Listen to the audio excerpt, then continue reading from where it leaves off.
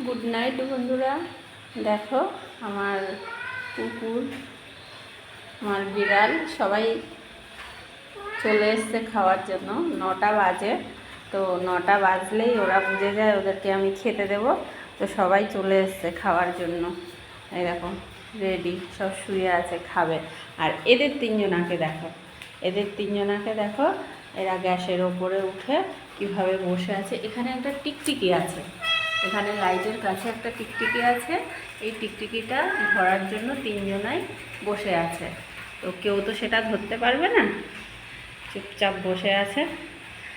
আমার বাড়িতে অনেকেই আসে, অনেকে অনেক কথা বলে আমাকে, যে কুকুর বেড়াল ঘরে ঢুকতে দিয়েছে, কুকুর বেড়াল এইভাবে বাড়িতে রাখছে।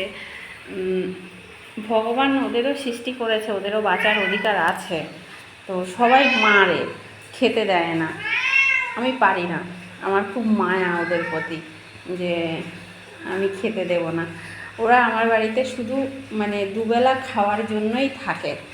ঠিক খাওয়ার যেখানেই থাকুক, খাওয়ার টাইমে আসবে, খাবে, আবার নিজেদের মতো থাকবে। বৃষ্টি হলে ওরা কোথাও যেতে পারে না, তো তখন একটু রান্নাঘরে দুয়ারটায় বা ওই ঘরের দুয়ারটায় ওরা শুয়ে থাকে।